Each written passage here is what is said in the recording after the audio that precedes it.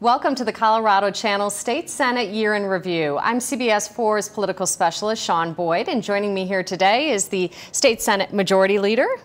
I'm John Morse from Colorado Springs.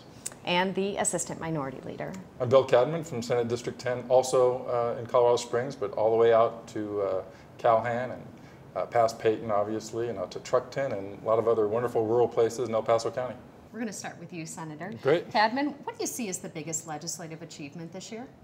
Well, for us, probably the budget. I mean, we actually, for the first time in the 11 years I've been in the General Assembly, had a bipartisan agreement that both houses actually came to the table for and got signed by the governor. So it was an interesting process. The nature of the assembly being bipartisan, with one house controlled by the Democrats and one house controlled by the Republicans, really, I think, pushed us together to come up with something that people could live with. It wasn't perfect, but it was prudent. Senator Morse, you want to take that one? Biggest legislative achievement? I think the budget was definitely huge, there's no question. But to list another one, I think one of the things that really slipped under the radar was we changed the unemployment insurance to solidify that. And we did that also in a bipartisan way. It was carried by the chair of the Business Committee in the House, which is a Republican, and I carried it in the Senate. But it changes the way that we do that, modernizes it so that we can collect the money to pay off the federal debt that we accrued in this last recession and to make the fund more solvent for the next inevitable downturn. Hopefully it won't be as downturn as we're going through now, but the business cycle does cycle. Let's talk about the biggest disappointment. Senator Morse, you want to take that first?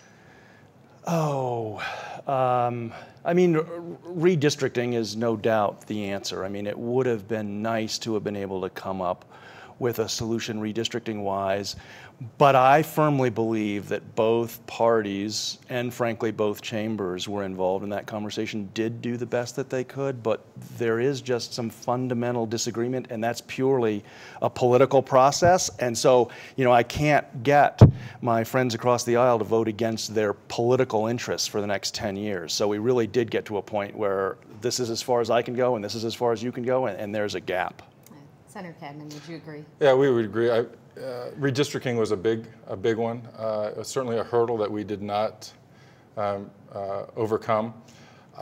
We had all high hopes right up to, frankly, the 11th hour that we would come to some agreement, and unfortunately it didn't happen.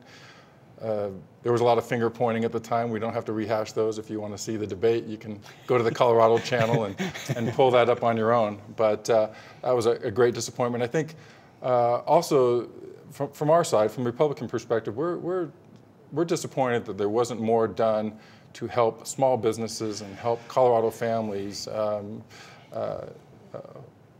the marketplace finding jobs. We had a lot of proposals that were killed that we think would have been jobs builders in Colorado.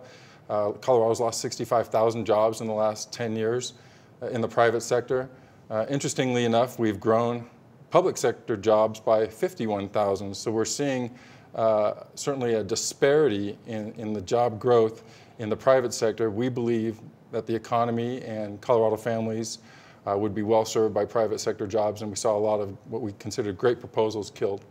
Although you did get some of the dirty dozen repealed. We got a couple of them. So you both have talked about the split legislature. Democrats control the Senate, Republicans the House. As a result of that, I think we often see a lot of incremental change, not a lot of monumental change. What would you describe as the tone this session? Senator Cadman? You know, I actually think the tone, with a few exceptions, was very diplomatic. Protocol, I think, was maintained. There was a good working relationship.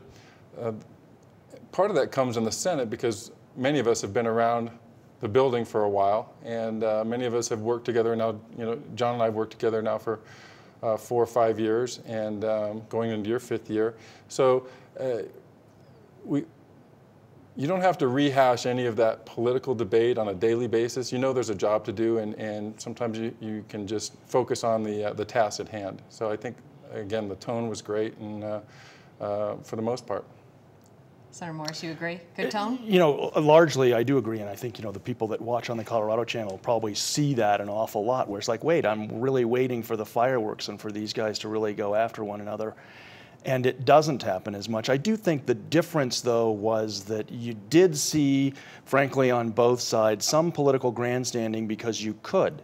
You know, it was possible for Republicans in the House to introduce a far-right bill that they knew if it made it through the House, it would die in the Senate, and they didn't have to worry about it actually becoming law, but they could trump it for all the way through the committee hearings and then on the floor and pass and then off to the Senate. And the same thing on the Democratic side, starting in the Senate, moving to the House, where you could introduce some things that you knew darn good and well were not actually going to become law, and so you didn't have to fine-tune it because we're going to have to live under this. You rather could be more political about it. But still, it was done, you know, politely and with respect for the other side's Civil ideas. discourse. Absolutely, in my view. So you touched on redistricting. How close did you get? Why didn't it happen? That close, right, really? You know, I think you'll get two different answers to this question, which I think really tells you the different ways to view whether the glass is half empty or half full. But I think it really came down to the Republicans wanted it split based on communities of interest, and the Democrats wanted it split based on competitive districts. I would agree. And so, you know, you can define those two in two different ways, and so we couldn't get there. And the governor told me, he said, it came real close based on the meetings that he had with both party leaders. Yeah, I would agree. It was close. Probably from a logistics point, though, we were very far from ever getting it to the next step, which if a bill doesn't make it to conference committee, you never have an opportunity for both houses to find that compromise. And unfortunately, we never had a bill that was sent out of the Senate to get to a conference committee with the House. And I think that shortchanged the public. It certainly felt like it shortchanged the process. For someone who's been through redistricting one time before, that was an essential component that didn't happen through some maneuvering in the Senate, frankly. So let's talk about some of the more emotionally charged pieces of legislation this session. We'll start with civil unions. 3 Republicans voted for this in the Senate, made it to committee in the House where it died, but some of the Republicans who voted against it on that committee told me this was a very difficult decision. Attitudes appear to be changing. If this comes back next session, which we all know history often repeats down there, what chances would you give it a passing? Senator Morse? I think in the long run, the chances it passes are 1 out of 1. I mean, I think 10, 15 years from now, we look back and say, really, what were we arguing about? Next year, nothing changes really in terms of the dynamics of the legislature, and I think if it happened the same way next year as this year, it may meet the same result. It would get out of the Senate, probably with several Republican votes, but I suspect it would be sent to a committee in the House where it would die. After the election in 2012, so for 2013 session, I think we could see a difference because again there, everyone, or not everyone, half the senators and all of the representatives will again have to go out to the public and get reelected. And I think more and more people are going to say, hey, this is what we want, knock this off. That's if Democrats win back some No, of the seats. I don't think that, even not Regardless. even counting that. I mean, of course, if the Democrats can take back the House, then I think that bill passes and gets signed and it becomes law. But I think even if not, I think more and more the Republicans are going to get pressure because, again, I think 10 years from now we're going to look back at all this and say, that was really stupid. I can't believe that was happening. Senator Cadman, what's your take on Well, it's a super emotionally charged issue, and it's come in several forms over the years there. This is probably the biggest bite at the apple that I've seen an attempt to take. I think what's interesting, though, is if it was so important to the Democrats to pass this bill, why didn't they run it when they were in control of both houses and the governor's office? It is a good question. If this is a real tenet of what they believe is their political and public policy future, then run it when you have controls of every handle of government. I don't see it passing next year. It's certainly a tight margin in the House. So if there were ever an opportunity of something being passed out of the Senate from a strongly Democrat support to a very narrow controlled House, it really wouldn't change until there was another body elected in another year from now. So, beer bills. Beer bills. Got to talk about the beer bills. What is it, the fourth year? Beer bills? Gosh. See, and they're They're always mostly in the there. House, so we haven't had to deal with them much. They've gone down, not even on party line votes. Why do they keep failing? Why do they keep coming back? Senator Cadman? Well, we have a pretty distorted marketplace, and basically, because the government's involved, it's a very historic issue. The blue laws date back farther than even Senator Morris can remember. And he's old. But this has been a fight many, many times over in my time in the legislature, and frankly, they die one attempt at a time. My take on it, and I was going to be the sponsor of a bill that, if it made it out of the House, is let's stop punishing the consumers to favor one group in the marketplace over another that wants to capture a specific market from a specific group. It doesn't make any sense to me that you should drive from one place to another to buy something that's available 2 doors down or 2 blocks away.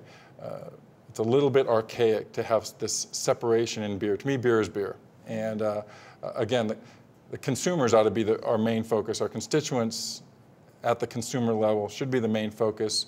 And I would support trying to equalize access to whatever the products are. Although there is some concern, what happens to all of those liquor stores out there, you know, that set up shop next to the grocery store under the current rules, trying to play by those rules? What do you think, Senator Morris, in terms of the chances that it'll come back and ever pass? Yeah, it'll come back. The chance of that is 1.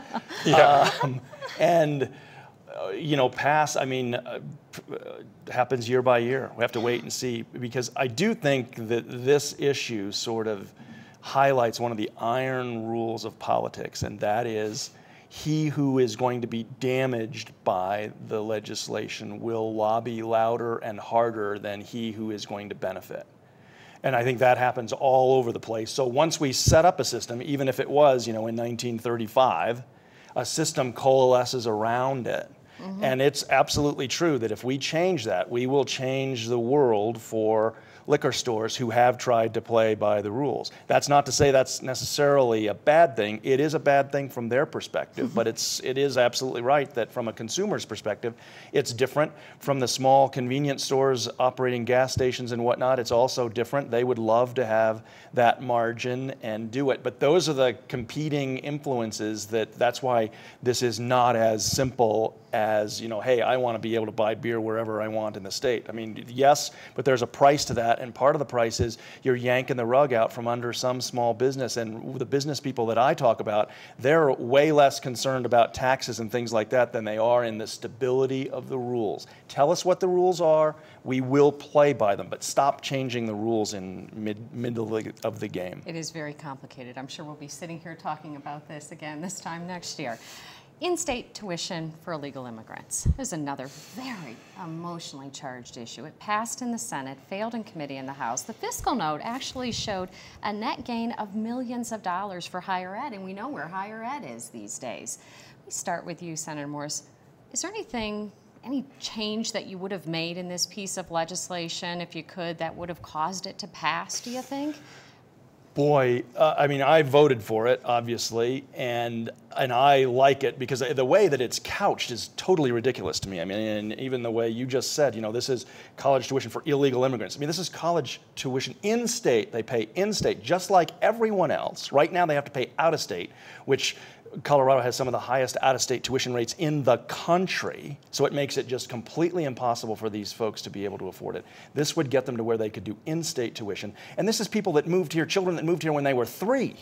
You know, now granted, the rule is they have to have been here for 4 years, so they might have moved here, you know, when they were 14 or 15. But many of them have been here their entire lives. There's no place to, quote unquote, deport them to. They don't even speak the language, and yet we classify them as illegal immigrants because of what their parents did. And now their opportunity is limited. And we also, the argument is, you know, yeah, but if we let them do this, then that's a motivation and people will come across the border anyway. It's like people have been coming across the border for decades, for 240 years that we know of. I mean, this is going to continue to happen. We need to manage our immigration because we are the greatest place on earth. We should expect everyone will want to come here. There are some concerns. How does this conflict with federal law, too, out there? Let me ask you, Senator Cadman, is there anything that would have made this more palatable for Republicans, do you think? Not in my opinion. And we actually had some Republicans, I believe, that voted for it. But for the most part, we believe it's generating a benefit for a family who came here illegally. And if you believe in the rule of law, it has to apply unilaterally and universally. And making an exception for this means we should make an exception for everything. You know, if I steal a car, it doesn't make it any more legal if I hand it to my kids, right? Well, if I steal this opportunity from the state or the country by coming here illegally, it doesn't make it any more, it doesn't grant it morality by me handing the benefit to my kids. And I mean, it was certainly one of the more heated debates that we had. It was very emotional. And tears in the chamber. It'll come back next year. But, you know, I mean, to just very quickly, you stole a car, you get convicted of that, now you can't go to college. And more importantly, now your children can't go to college. I think the analogy is because you steal the car, do your kids get punished? But there's no question, it's an emotional issue, and that's why the answer to your question, I think Senator Cadman has given, and that there wasn't something we could do to get it. The car is just is a metaphor. The car is the opportunity. Education is the opportunity. If I steal access to the opportunity, can I make it right by handing it off and saying, no, my kids have it now? It doesn't make it right. So that's, I mean, it's, again, we're not really here to debate, I guess, the sides of the issue, but it's certainly, and you mentioned the fiscal note. Fiscal notes are interesting. And I could probably show you plenty of evidence that actually shows that that's an increased cost to the state that wasn't reflected in the fiscal note. So again, if you want to debate that specifically, we could probably do 2 or 3 shows on that by itself. But I think it'll be back, don't you?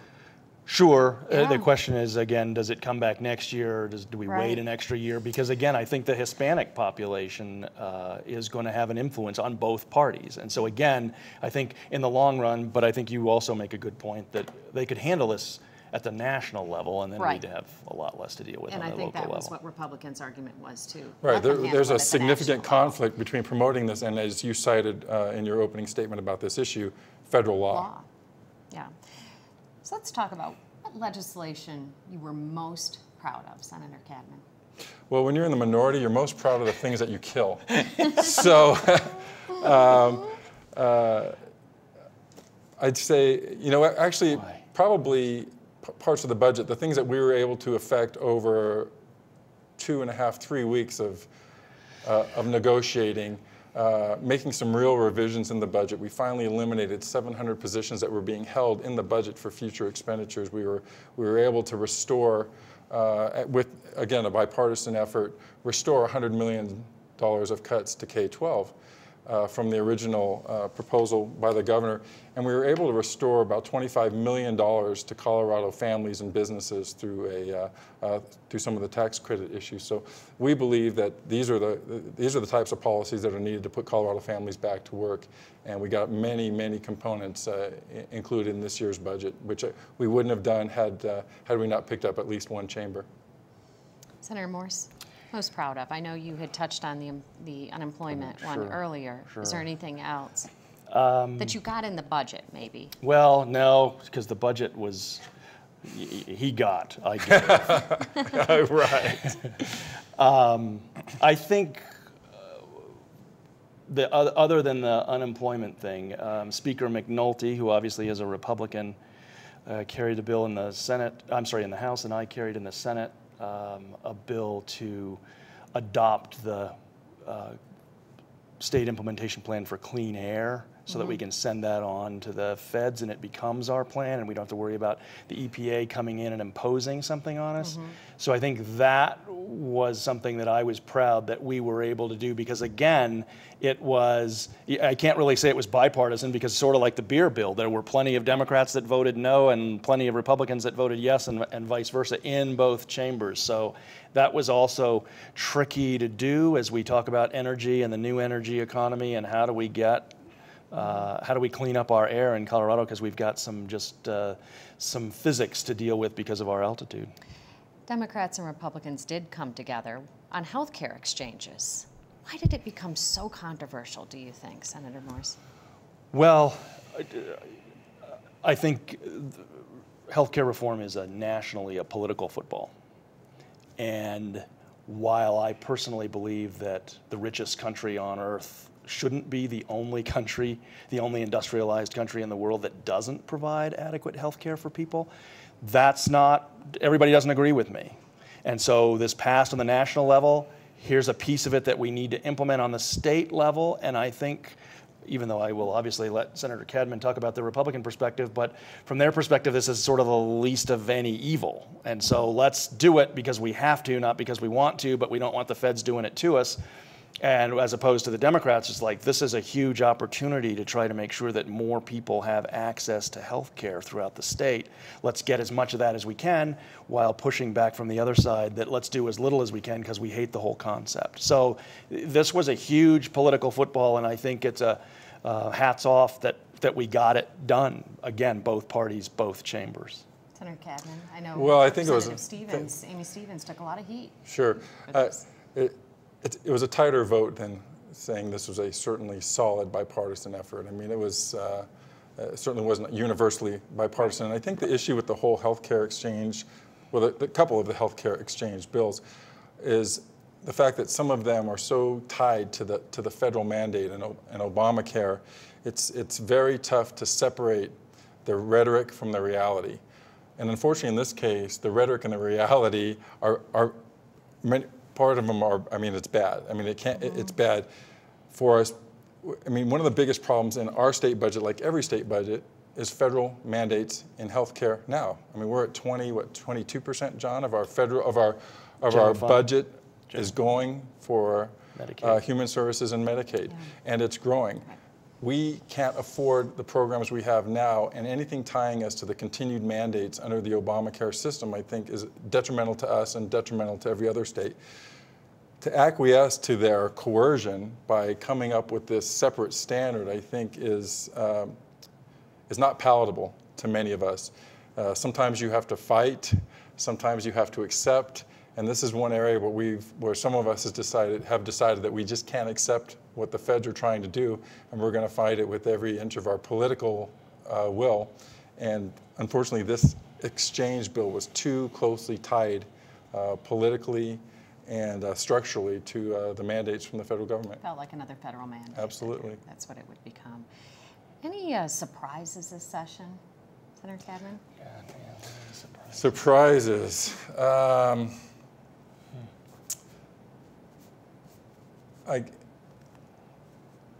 I'd like to say there were some interesting surprises during redistricting because we had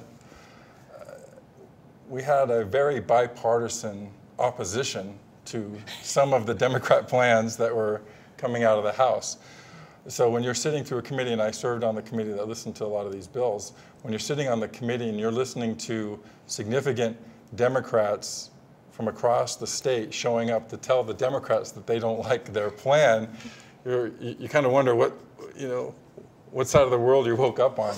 The wrong side. Yeah, right. Obviously the right side, and more people were coming with us. So some of the very interesting testimony during redistricting, and frankly, some of the proposals that came out during redistricting were certainly interesting. Senator Morse, any big surprise? Probably no big surprise, but I sort of, in a different twist on the same vein, some of my favorite memories down there are on the Senate floor, huddling around the podium, we call it the well, trying to hammer stuff out. And we did that with redistricting. We did it with the budget.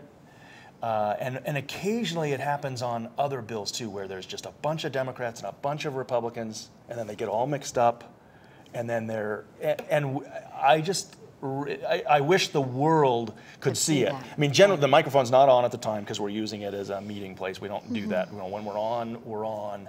But it's so much fun to just, okay, I see what you're saying. I mean, I can't agree with that, or I can't go that far, but that is a good point that I hadn't considered. That kind of. That there was a lot of give and take. Right.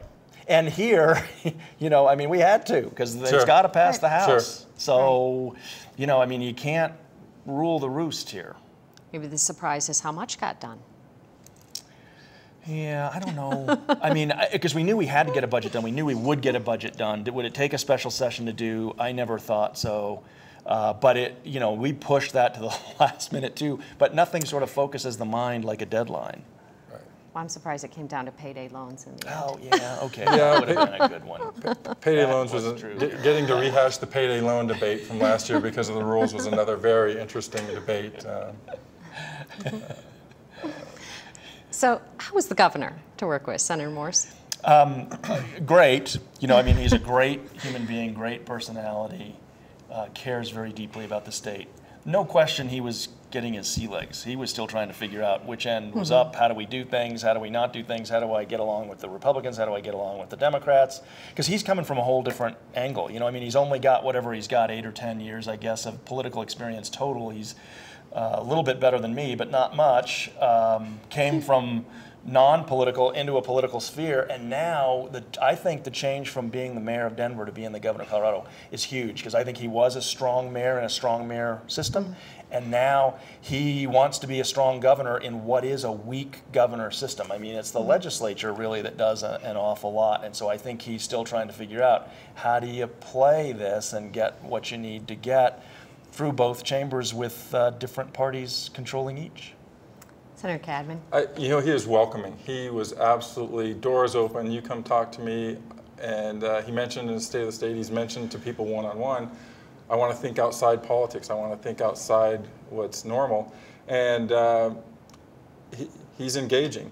I would say from the Republican side, we found a lot of alliances in public policy from his State of the State through many of the bills that we carried.